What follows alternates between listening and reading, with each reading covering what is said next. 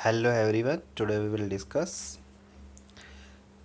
the what is conservations of forest and wildlife in India.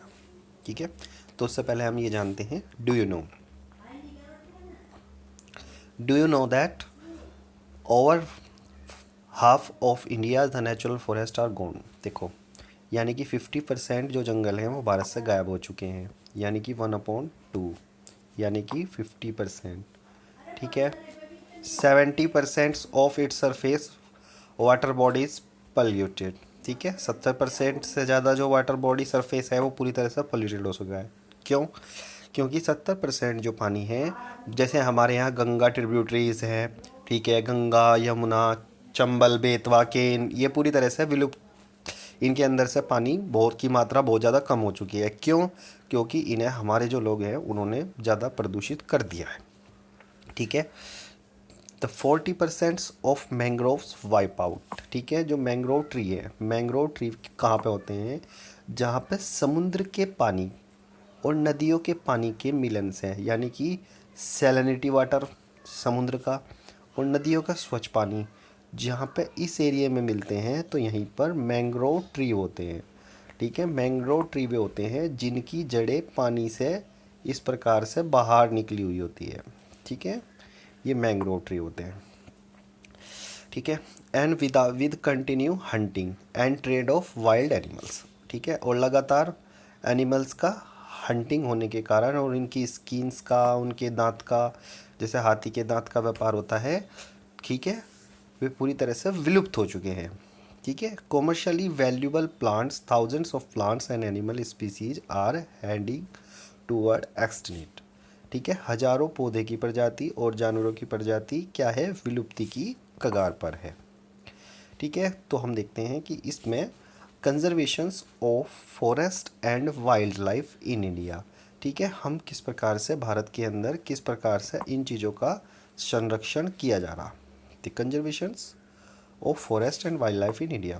Conservation is the background of rapid declines in the wildlife populations. ठीक है, जो जंगल में रहने वाले जो जानवरों की जो जनसंख्या है वो धीरे धीरे कम होती जा रही, क्योंकि forestry has the became the essential. क्योंकि पूरी तरह से जंगल का जो डिपार्टमेंट है वहाँ पे क्या होते जा रहे हैं, जंगल्स पूरी तरह से काट लिए जा रहे हैं। But why do we need to conserve our forest and wild life? हमें अपने जंगल को और जंगली जानवरों की ज़िंदगियों को बचाने की आवश्यकता क्यों है? ठीक है, conservation preserve the ecology diversity and our life support system. ठीक है, देखो, कंजर्वेशन करने की इसलिए आवश्यकता है क्योंकि अलग अलग प्रकार की विभिन्नताएं नहीं होगी। लाइफ विभिन्नताएं मतलब इकोलॉजिकल डाइवर्सिटी का मतलब है इकोलॉजिकल जो विभिन्नताएं हैं, जैसे कि हमें जीने के लिए वाटर चाहिए, एयर चाहिए, जो सोयल चाहिए। ठीक है, हम इसको प्रिजर्व नहीं कर सकते। The it also preserves the genetic diversity of plants and animals for better growth of species and breeding. ठीक है, क्योंकि जंगल में अलग अलग क्या है, जेनेटिक डाइवर्सिटी अगर नहीं होगी प्लांट्स और एनिमल्स की, तो क्या होगी कि उनकी जो ग्रोथ है वो पूरी तरह से अच्छी नहीं होगी। For example, in agriculture we are still dependent on traditional crop of variety.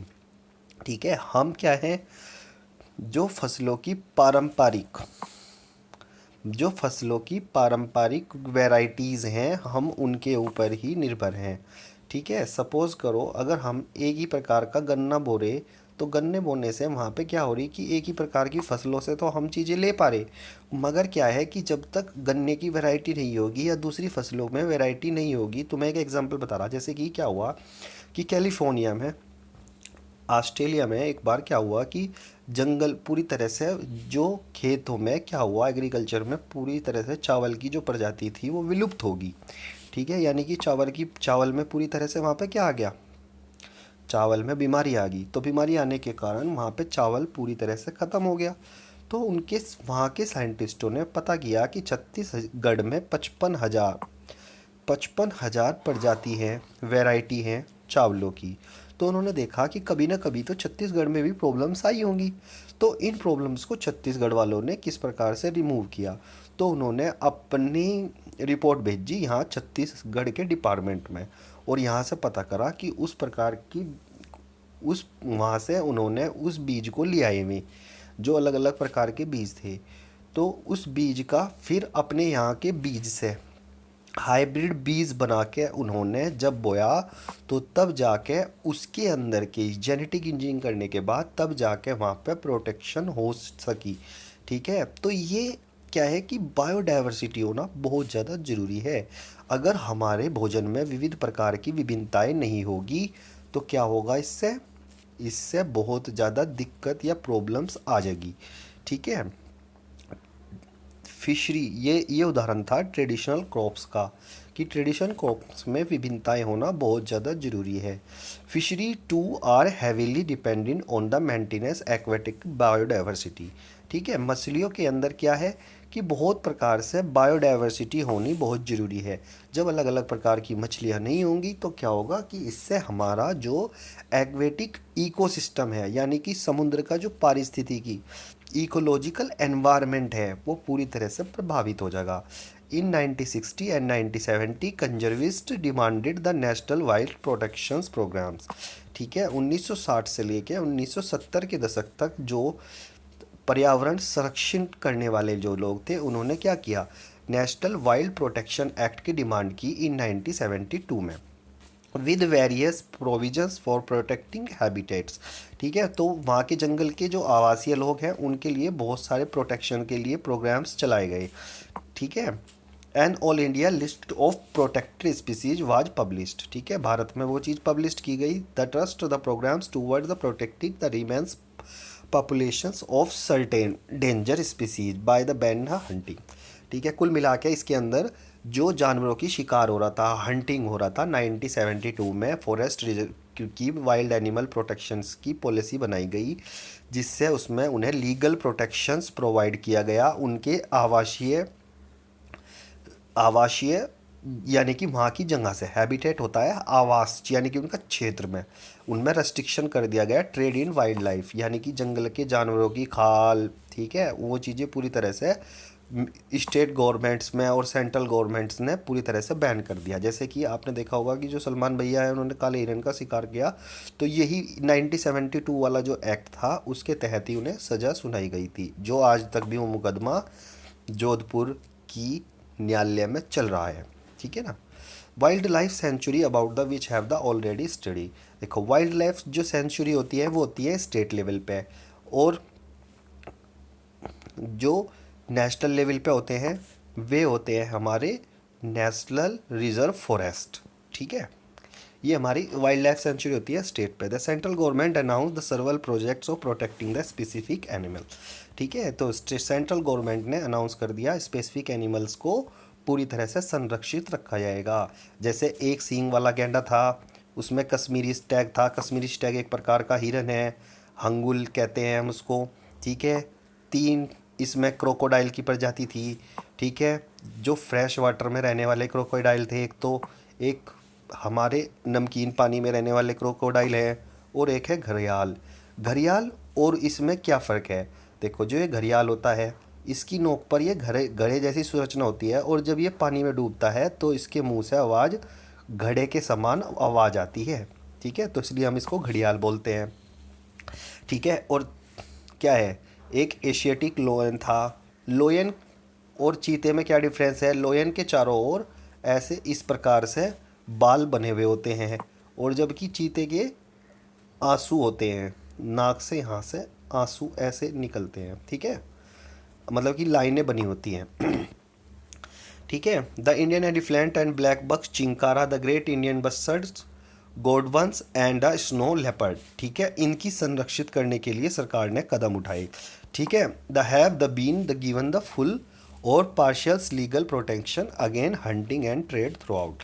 ठीक है, और इनकी हंटिंग करने वालों को और इनके चमड़िया स्किन के व्यापार करने वालों को पूरी तरह से दंडित किया जाएगा। ठीक है, ये 1972 में सरकार के द्वारा वाइल्ड लाइफ प्रोटेक्शन एक्ट बनाया गया था। The project tiger, tiger is one of the key wild life species. ठीक है, फनल वेब। ठीक है, और 1973 में एक एक्ट और बनाया गया था जिसके लिए प्रोजेक्ट टाइगर चलाया गया था और इसके अंदर इसकी जो टाइगर की जो पॉपुलेशंस थी उसको काउंट किया गया था। ठीक है, देखो जो एक सींग वाला गैंडा, ठीक है, ये है स्टैग, ठीक है, ये काजीरंगा पार्क में मिलते हैं। देखो ये काजीरंगा पार्क है, ठीक है। गिर अभयारण्य में गुजरात के एशियाई शेर मिलते हैं। द 1827 यानी कि 1827 में 55,000 चीते थे। ठीक है, the threat the tiger pollution are the numerical poaching the trade skinning. ठीक है, तो इसी तरह से पूरी तरह से स्पीसीज ह्यूमन पॉपुलेशन के कारण क्या हुई, गायब होती गई, क्योंकि इनका ट्रेड किया जाता है of tiger skinning use their bones the tradition medicines के लिए भी इसकी हड्डियों का प्रयोग किया जाता है। Specially Asian countries the left tiger populations, ठीक है, और ये पूरी तरह से जो एशियंस कंट्री है उसमें विलुप्त हो चुका है, विलुप्त की कगार पर जा चुका है। Project tiger one the publish the wild campaigns in the world was launch in 1973। ठीक है, ये 1973 में लॉन्च हुआ था। Tiger conservation has been viewed not only the an effort the save endangered species, और इसे इंडेंजर स्पीसीज में से बाहर निकालना बहुत ज़रूरी है, क्योंकि हमारे पास और ये बहुत ज़रूरी है। ठीक है, और ये पूरी तरह से हमारे पास विलुप्ति की कगार पर है। अब भी हमारे पास 2700 है और इसकी सबसे ज़्यादा पॉपुलेशंस भारत में ही है। ठीक है, क्योंकि भारत में ही सबसे जो बंगाल टाइगर है उसकी सुरक्षा के लिए प्रयास किए जा रहे हैं। जैसे कॉर्बेट नेशनल पार्क इन उत्तराखंड, ठीक है, ये उत्तराखंड में है। सुंदरवन नेशनल पार्क कहाँ पे है, ये वेस्ट बंगाल में है। ठीक है, ये कुछ नेशनल पार्क के नाम है। नेशनल पार्क इन मध्य प्रदेश में है। फिर है संरक्षित वाइल्ड लाइफ सेंचुरी इन राजस्थान, ये राजस्थान के अंदर है, संरक्षित वाइल्ड लाइफ सेंचुरी। ठीक है, ये मनस टाइगर्स रिजर्व असम में है और पेरियार टाइगर रिजर्व है केरला में। ठीक है, और ये सब क्या है, ये कुछ टाइगर रिजर्व ऑफ इंडिया है। ठीक है, और ये कंजर्वेशन प्रोटेक्शन एक्ट के तहत इन पर फोकसिंग की गई है। इनकी बायोडाइवर्सिटी, देखो बायोडाइवर्सिटी इसलिए ज़रूरी है, अगर पौधे में या किसी भी चीज़ के अंदर विभिन्नता नहीं होगी तो क्या होगा कि हमारे खाने की वैरायटीज़ नहीं मिल पाएंगी। ठीक है, जैसे हम 11-21 का चावल खा लेते हैं, बासमती चावल खा लेते हैं, तो क्या है कि अगर चावल की वैरायटी नहीं होगी तो एक ही प्रकार की चावल की प्रजाति चावल खाने से हमारे अंदर बीमारियां आ जाएगी। ठीक है, एक ही प्रकार के चावल को खाने से। ठीक है, तो इसलिए हमें बायोडाइवर्सिटी की आवश्यकता है अपने भोजन में। भाई आपने देखा होगा कि काली आलू आलू तो आप खा नहीं सकते, तो आपको इस प्रकार से दूसरी चीज़ें भी हम ट्राई करते हैं, तो हमारे भोजन में वैरायटी होना बहुत ज़्यादा ज़रूरी है। क्योंकि इटली में या दूसरे देशों में एक बार क्या हुआ कि आलू के अंदर बीमारी आ गई, तो वहाँ की कॉमर्शियल क्रॉप्स जब आलू थी तो वो नष्ट होने के कारण वहाँ पे बहुत बड़ी जनसंख्या को भोजन की कमी होगी। इसलिए हमारे भोजन में विविधता होना बहुत ज़्यादा अनिवार्य है। देखो 1980 और 1986 में बटरफ्लाइज को भी सुरक्षित रखने के लिए कानून बनाए गए। ठीक है, क्योंकि ये हमारे पॉलीगन्स करने में हमारी हेल्प करती हैं। ये पौधों से नेक्टर को एक नेक्टर ले जाती हैं और जो हमारे अलग अलग प्लांट उगाने में हमारी हेल्प करते हैं। ठीक है, और the list of protected species in 1991 first time the plant were also added the this list, और 1991 में प्लांट भी इसके अंदर प्लांट्स की भी 6 प्रजातियाँ क्या की गई। ठीक है, 6 स्पीसीज ऐड की गई। ठीक है, थैंक यू वेरी मच। ठीक है, और कोई भी प्रॉब्लम हो आप यू कैन आस्क मी। ठीक है।